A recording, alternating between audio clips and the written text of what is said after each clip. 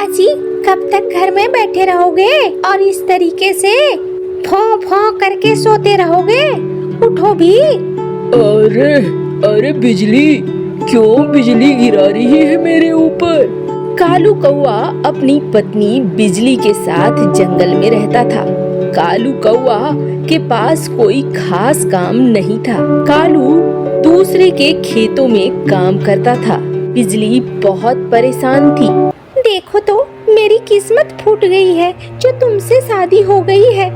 अरे भाग्यवान, अभी तो सुबह के 5 बजे हैं। 6 बजे से मुझे खेतों पर काम करने को जाना है। आधा घंटा सोने दे देती तो क्या हो जाता।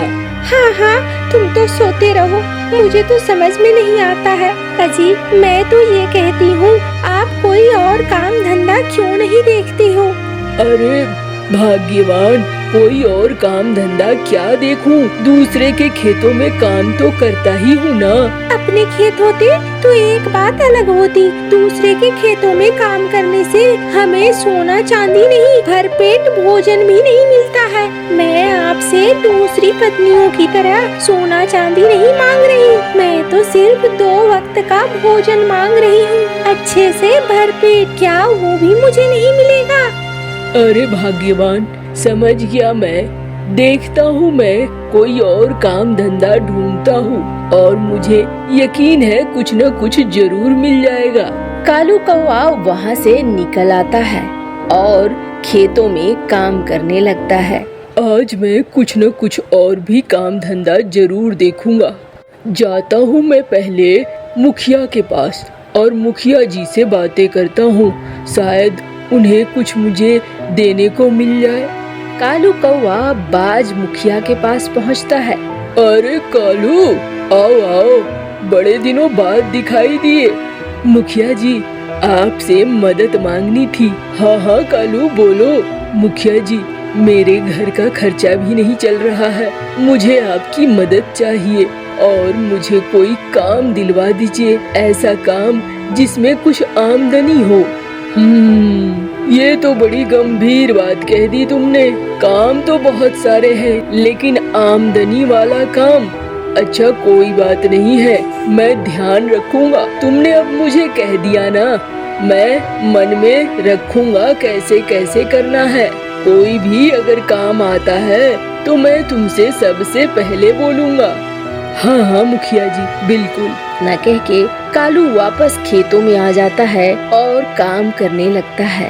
काम करते करते उसे बहुत भूख लगती है। अरे बड़े जोरों की भूख लगी है।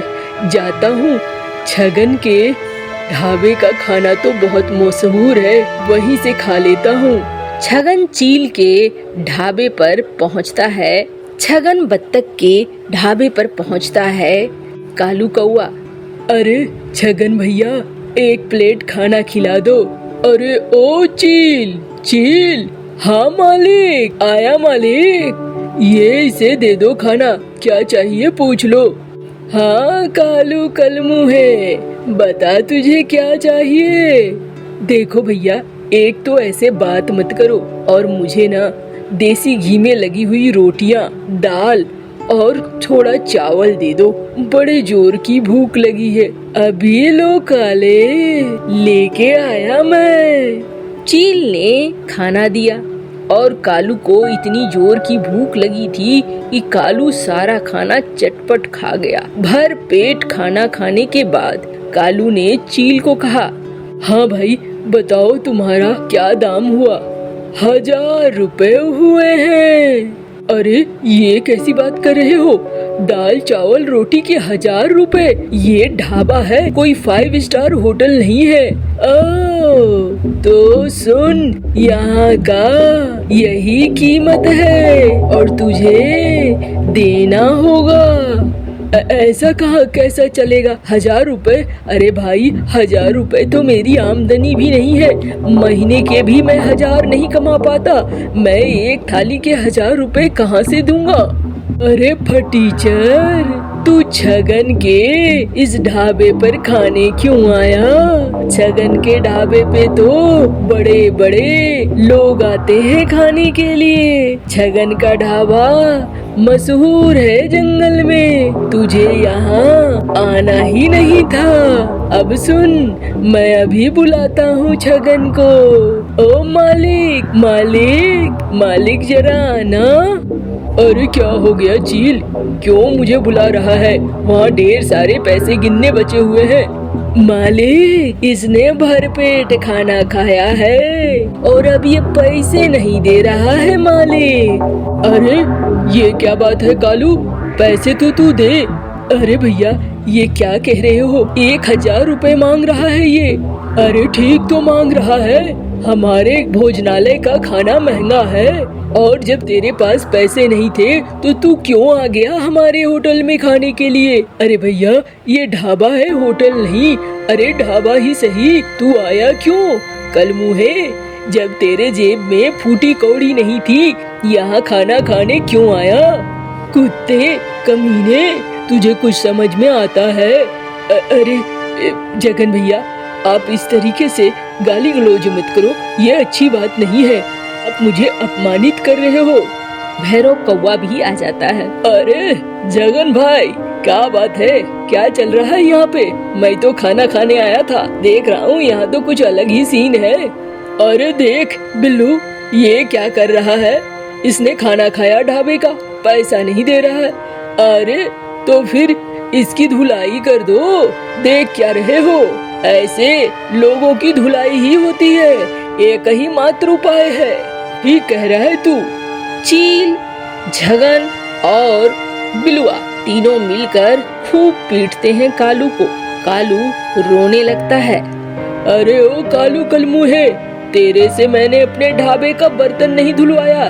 तेरे गंदे हाथ मेरे बर्तन को और गंदे कर देंगे, इसीलिए तुझे पिटाई करके छोड़ रहा हूँ। आसपास इस ढाबे के नजर न आना, चले आते हैं भूखे नंगे।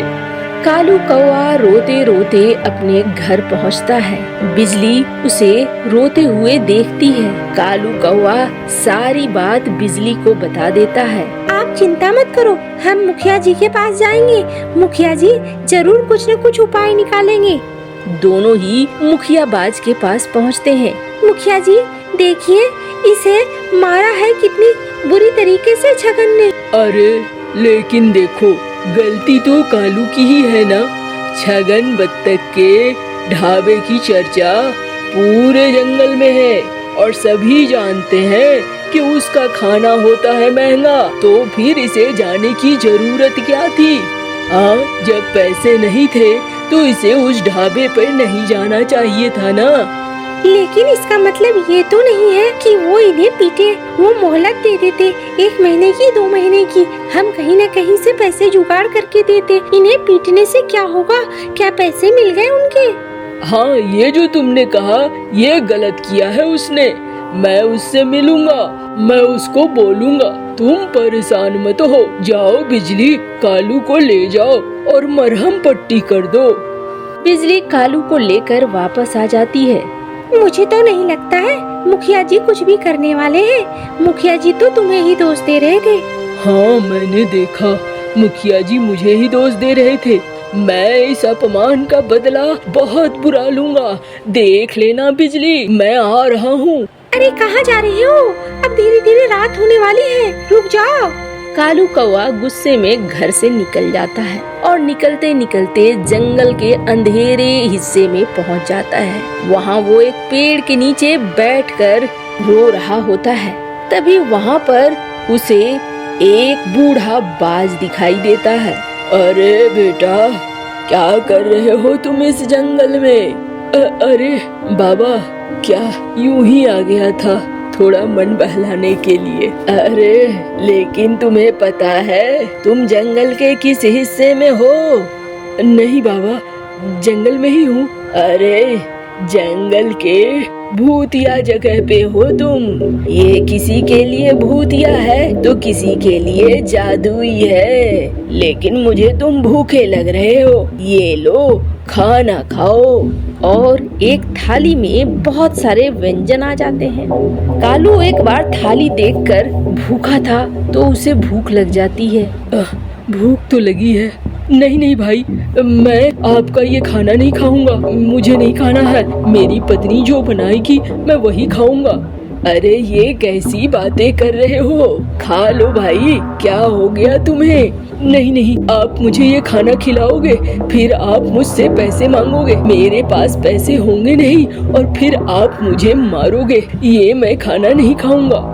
अरे नहीं नहीं, ये खाना मैं तुम्हें मुफ्त में दे रहा हूँ, तुम इसे भर पेट खाओ, इस खाने से तुम्हें कोई तकलीफ नहीं होगी। इतना सुनकर कालू कौवा खाना खा लेता है। खाना खाने के बाद बाज उससे सारी बात पूछता है। कालू कौवा सारी बात बता देता है।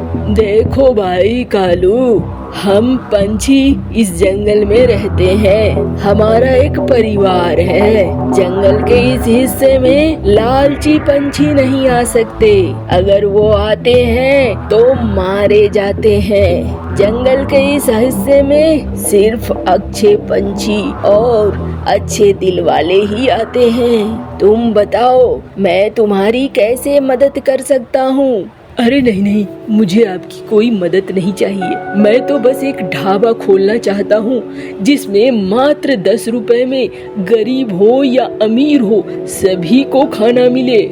अरे ये तो अच्छी बात है, चलो मुझे सुनकर अच्छा लगा।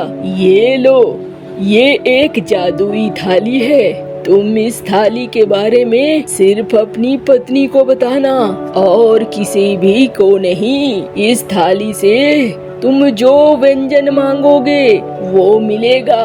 उसे पकाना और उसे गरीबों को खिलाना। याद रखो, तुमने जिस दिन थाली का दाम 10 रुपए से ज्यादा किया, उस दिन इसकी जादुई शक्तियाँ समाप्त हो जाएंगी। नहीं नहीं, मैं 10 रुपए में ही खाना खिलाऊंगा और भरपेट खाना खिलाऊंगा। इतना कह के कालू उस थाली को लेकर घर आ जाता है। बिजली को सारी बात बताता है। अरे वो तो सही है, लेकिन हम ढाबा खोलेंगे कहाँ पे?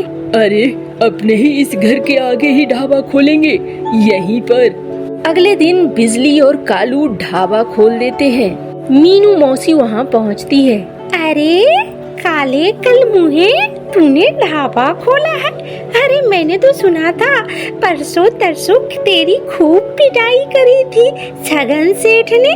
हाँ मौसी, तुमने ठीक ही सुना था, छगन सेठ ने मेरी पिटाई ही की थी, और अगर वो पिटाई नहीं करते तो आज मैं ढाबा नहीं खोल पाता। जो होता है अच्छे के लिए होता है। मौसी बताओ, तुम कुछ खाओगी? अच्छा, मुझे खिलाएगा? खिला दे, एक प्लेट मुझे बिरयानी दे दे। हाँ हाँ मौसी, क्यों नहीं, बैठो तुम। मीनू मौसी को कालू कौवा जादुई प्लेट से मांगकर बिरयानी खिलाता है। अरे क्या स्वाद है। ऐसी बिरयानी तो मैंने कभी नहीं खाई। हाँ, सारे चट कर जाती है मीनू मौसी। और उसके बाद मीनू मौसी कालू कौवे से पूछती है, अरे काले, कितने पैसे देने होंगे? मौसी सिर्फ 10 रुपए दे दो। क्या बात करता है, इतनी अच्छी बिरयानी के सिर्फ 10 रुपए? हाँ हाँ मौसी, सिर्फ 10 रुपए। यहाँ सारा खाना क्या 10 रुपए का ही है? हाँ हाँ मौसी, 10 रुपए का ही है। अरे कलमुहे, तुझे कुछ खजाना हाथ लगा है क्या? आ? अरे मौसी, तुम आम खाओ ना, गुठलियाँ क्यों गिन रही हो? हाँ, ये भी बात ठीक है, ये ले 10 रुपए। और मीनू मौसी वहाँ से उड़ती है। मीनू मौसी के पेट में कोई बात नहीं पचती है। अरे बाप रे, पेट में बहुत जोरों का दर्द हो रहा है। जब तक मैं बताऊंगी नहीं किसी को, तब तक मेरे पेट को चैन नहीं मिलेगा।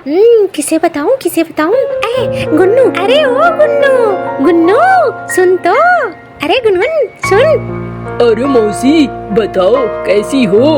अरे सुन, 10 रुपए में कालू बहुत बढ़िया खाना खिला रहा है। न जाने कौन सी संपत्ति उसे हाथ लगी है, लेकिन हमें क्या है, हमें 10 रुपए में अच्छा खाना मिलेगा तो क्यों नहीं जाएंगे। चल चल। मीनू मौसी ने पूरे जंगल में ये बात फैला दी और अब धीरे धीरे कालू कौवे के ढाबे पर भीड़ लगने लगी। सिर्फ गरीब ही नहीं, अमीर पंछी भी खाने के लिए आने लगे। कालू कौवे के ढाबे पर भीड़ बढ़ रही थी और छगन के भीड़ घट रहे थे। अरे छगन भैया, ऐसे नहीं चलेगा, बिल्लुआ ने कहा। अरे हाँ बिल्लू, बात तो सही है। मालिक बोलो तो कुछ इलाज करूं इसका।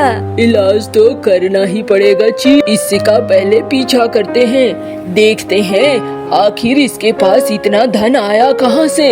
10 रुपए में थाली, 700 रुपए 800 रुपए की हमारी थाली होती है और ये 10 रुपए में।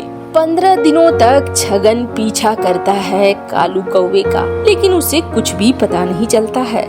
और बिलुआ, मुझे कुछ भी पता नहीं चला, अब कैसे पता चलेगा?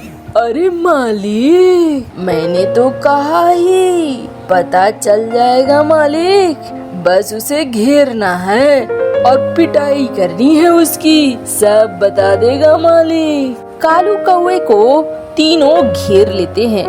अरे कालू, जल्दी से बता, तेरे पास पैसे कहाँ से आए? तू ढाबा खोलकर हमारे ढाबा को बंद करवाएगा? तेरी इतनी मजाल। अरे तुम लोगों ने अगर मुझे मारा तो मैं पुलिस को बताऊंगा। अच्छा, पुलिस को बताएगा? अभी बताते हैं। तीनों मिलकर कालू को खूब पीटने लगते हैं। कालू डर कर सारी बात बता देता है। अब छगन और चील पहुँचते हैं कालू के घर और उस थाली से मांगते हैं। अरे हमें हीरे मोती दे दो। लेकिन थाली कुछ भी नहीं देती है।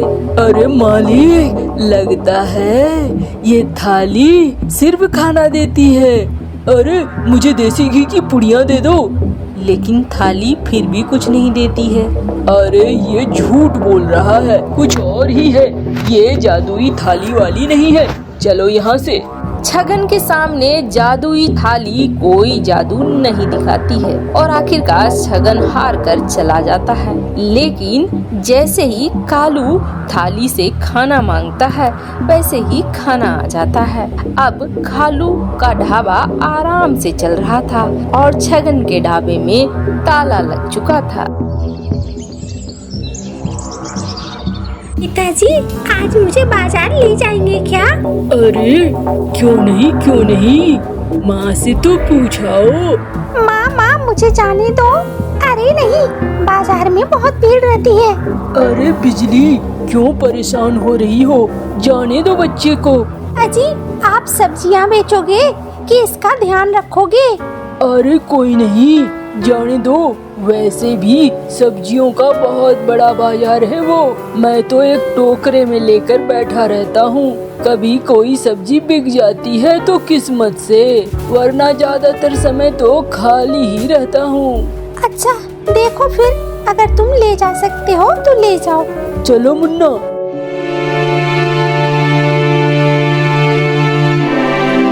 कालू कौवे और बिजली ने सब्जियां बेचने का धंधा शुरू किया था, लेकिन ये बहुत अच्छा नहीं चल रहा था। कालू टोकरे में सब्जियां लेकर जाता था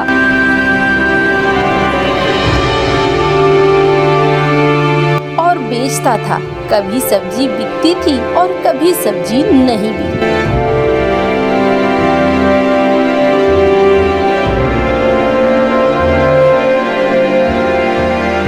आज कालू के साथ उसका बेटा मुन्ना भी था। बाजार में मुन्ना को लेकर सब्जी बेचने लगता है कालू। सब्जी ले लो, सब्जी, लौकी है मेरे पास, लौकी ले लो भैया। तब मीनू मौसी वहाँ पहुँचती है। अरे कल मुहे, आज लौकी लेकर घूम रहा है, तुझे कुछ समझ में आता है? इतने बड़े बाजार में कोई तेरी सब्जी क्यों खरीदेगा? वो तो है मौसी, लेकिन घर घर जाकर बेचना भी तो संभव नहीं है। कितने घर तक जा पाऊंगा सर पे टोकरी लेकर? हाँ वो तो है, तू कोई और धंधा चुन। यहाँ ढेर सारे सब्जी बेचने वाले हैं, इसमें तेरा धंधा नहीं चलने वाला है। अच्छा मौसी, सोचूंगा कुछ। फिलहाल अब आज के लिए तो आ गया हूँ, तो देखूंगा शायद कुछ सब्जियाँ बिक जाए। काफी देर तक कालू मुन्ना के साथ बैठा रहता है, लेकिन कोई सब्जी खरीदने नहीं आ रहा होता है। तभी मुन्ना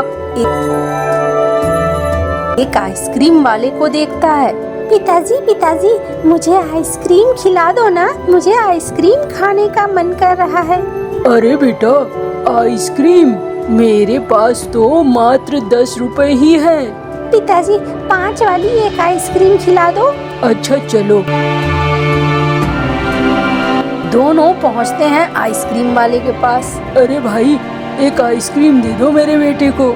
कौन सी फ्लेवर चाहिए, जल्दी बताओ। स्ट्रॉबेरी है, मैंगो है? मैंगो। अच्छा ये लो। अरे भाई, एक बात बताओ, ये तुम जो आइसक्रीम बेच लेते हो, दिन भर का कितना कमा लेते हो? अरे भैया क्या बताऊं, कमा तो लेता हूँ करीब 400-500 रुपए रोज के। अरे वाह, ये तो बढ़िया है। हाँ, लेकिन यहाँ रोज रोज आना संभव नहीं होता है। मैं तो अपने यहाँ ही एक दुकान लगाकर बैठा रहता हूँ। ये तो हाट था तो चला आया मैं यहाँ। अच्छा, ये आइसक्रीम मिलती कहाँ पे है? तुम्हें भी बेचना है क्या? हाँ भैया, मैं भी सोच रहा हूँ, सब्जी से कोई कमाई नहीं होती है। अगर ऐसा है तो चलो फिर मैं तुम्हें दिखाता हूँ आइसक्रीम वाले की फैक्ट्री। आखिरकार मुन्ना को घर छोड़कर कालू कौआ उस पंछी के साथ पहुंच जाता है आइसक्रीम की फैक्ट्री। वहाँ पर टीकू सेठ दिखता है। अरे कल्लू, ये किसे लेकर आया है? ये मालिक कालू है, कालू कौआ। अच्छा, कल्लू को मिल गया कालू। दोनों बताओ भाई, क्या काम है तुम्हें? मैं भी एक आइसक्रीम का ठेला लेना चाहता हूँ। देखो भाई, आइसक्रीम की गाड़ी तो तुम्हें खुद से लेनी होगी। हाँ, यहाँ से तुम्हें आइसक्रीम मिलेगी, उसके लिए भी तुम्हें पैसे देने होंगे। पैसे चुकाओगे, आइसक्रीम लेकर जाओगे और इसे जंगल में बेच कर आओगे। शाम को मुझे पैसे देने होंगे तुम्हें। जब मैं पैसे देकर आइसक्रीम खरीदूंगा ही तो फिर शाम को पैसे काहे के देने होंगे? अरे, आइसक्रीम के बेचने पर भी मेरा प्रॉफिट और कमीशन है, वो भी तो तुम्हें देना होगा। अच्छा ठीक है, लेकिन जाओ पहले गाड़ी लेकर आओ। गाड़ी तो मेरे पास नहीं है, गाड़ी तो लानी ही पड़ेगी, वैसे नहीं काम चलने वाला है। कालू कौआ वापस आ जाता है, बिजली को सारी बात बताता है। फिर बिजली उसे कहती है, देखो ये धंधा हमसे नहीं होने वाला है। गाड़ी कीमत अच्छी खासी है, हमारे पास उतना पैसा नहीं है कि हम गाड़ी खरीद सके। आप कोई और धंधा ढूंढो। यहाँ पर पास में ही बबलू चिड़े का ढाबा है, नहीं हो तो उसमें कुछ दिन काम कर लो, उसके बाद पैसे आ जाएंगे तो फिर आइसक्रीम की गाड़ी खरीद लेना। हाँ, ये तुम ठीक कह रही हो, मैं आज ही बबलू के पास जाऊंगा। बबलू के पास चला जाता है कालू कौआ। अरे कालू भैया, कैसे दर्शन हुए? कैसे आ गए आज यहाँ? कुछ खाने पीने आए हो क्या? अरे नहीं, मैं तो काम मांगने आया हूँ। बबलू, अपने ढाबे में मुझे कुछ काम दे दे। मेरा एक गाड़ी खरीदने का मन है, आइसक्रीम की गाड़ी, लेकिन अभी पैसे नहीं है मेरे पास। सोचा कि तुम्हारे ढाबे में कुछ दिन काम कर लूं, जो पैसे आएंगे तो मैं फिर गाड़ी भी खरीद लूंगा। कोई बात नहीं है भैया, अगर आप आना चाहो तो आ सकते हो, हमारे ढाबे में काम कर सकते हो। क्यों टुनटुनी? हाँ, मुझे कोई दिक्कत नहीं है कालू भैया। मैं तो बोलूँगी बिजली भी घर में क्या करती है, उसे भी आप बुला लाओ। हमारे ढाबे में हम चारों मिलकर काम करेंगे। अच्छा, देखूंगा। आज जब घर जाऊंगा तो बिजली को बताऊंगा, उसके बाद देखता हूँ बिजली क्या कहती है। हाँ, बिल्कुल। अब कालू कौआ वहाँ काम करने लगता है। घर वापस आता है, कालू कौआ बिजली को टुनटुनी की सारी बात बताता है। बिजली भी तैयार हो जाती है। अजी, ये तो अच्छा ही है ना, दोनों को पैसे मिलेंगे तो जल्दी पैसे पूरे हो जाएंगे, तो फिर आइसक्रीम की गाड़ी खरीद लेना तुम। मैं उनके ढाबे पर ही काम करूँगी, फायदा दोनों तरफ से होगा। हाँ, तुम ठीक कह रही हो बिजली। चलो फिर कल से तुम भी ढाबे पर। आखिरकार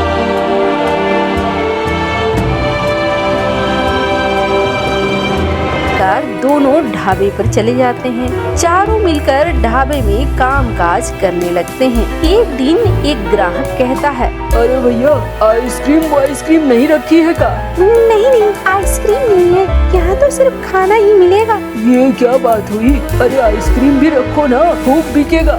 हाईवे के किनारे है तुम्हारा ढाबा, गर्मियों में तो आइसक्रीम खाने वालों की लाइन लग जाएगी। अच्छा भैया, लेकिन अभी तो नहीं है आइसक्रीम। अब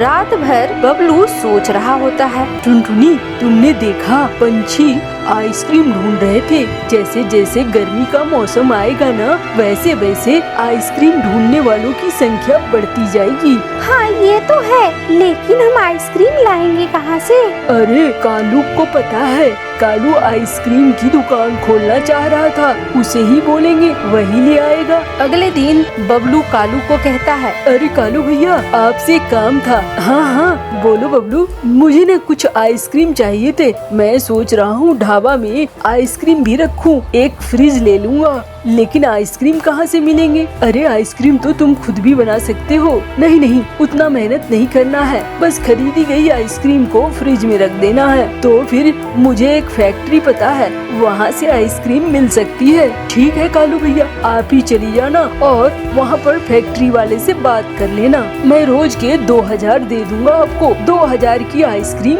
रोज यहाँ ला देना। बबलू कालू को 2000 रुपए देता है।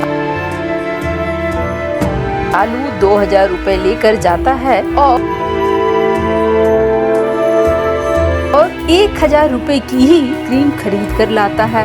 ये लो भैया, ये रही आइसक्रीम। अरे ये तो बहुत कम है। नहीं भैया, यही है 2000 की आइसक्रीम। अच्छा कोई नहीं, रख दो आप अंदर।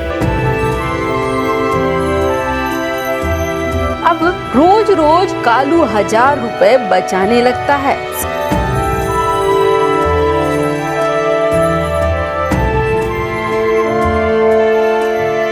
बबलू का मुनाफा नहीं हो रहा था। एक दिन बबलू खुद ही फैसला करता है कि वो भी फैक्ट्री जाएगा और फैक्ट्री जाने के बाद उसे सच पता चल जाता है। बबलू को बहुत गुस्सा आता है और बबलू कालू को काम से निकाल देता है। देखो बिजली भाभी, मैंने कालू को शरण दिया, यहाँ काम दिया, लेकिन कालू ने मुझसे ही धोखा कर लिया। अरे ये क्या कोई धोखा है? हाँ, उन्होंने जाकर आपके लिए आइसक्रीम लाई, 1000 रुपए रख ही लिए तो क्या हो गया? अरे कालू मुझसे कहकर रख सकता था। इस तरीके से चोरी करना अच्छी बात नहीं है। कालू को और बिजली को काम से निकाल देता है बबलू। देखा ना, ये सब कुछ तुम्हारी लालच की वजह से हुआ। अरे लालच की वजह से हुआ तो क्या हुआ? 1000 रुपए तो आ गए ना। 1000 करके मैंने पिछले महीने में 30,000 रुपए जमा कर लिए हैं। अब मैं रिक्शा खरीद लूंगा आराम से और उस रिक्शे में आइसक्रीम बेचूंगा। अरे वाह, तुमने तो बड़ा अच्छा दिमाग लगाया। साल भर की कमाई एक ही महीने में कर ली। हाँ, और नहीं तो क्या। इंतजार करता तो हमें साल भर इंतजार करना होता।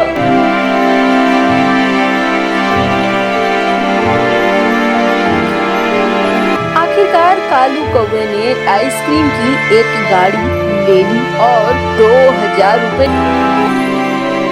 की आइसक्रीम भी भरवा ली। लेकिन वो जैसे ही आइसक्रीम की गाड़ी लेकर सड़क पर पहुंचा, एक ट्रक ने टक्कर मार दिया। कालू को भी चोट लगी और आइसक्रीम की गाड़ी भी तबाह हो गई। हाय हाय, ये क्या हो गया? अरे ये तो आइसक्रीम की गाड़ी भी गई और आपके पैर भी गए। हाँ, ये मेरे बुरे कर्मों का ही नतीजा है। मैंने चोरी करके पैसे लिए और उन पैसों से खरीदा है, तो यही तो होना था। यही हुआ है आखिर। गलत काम का हमेशा गलत नतीजा होता है।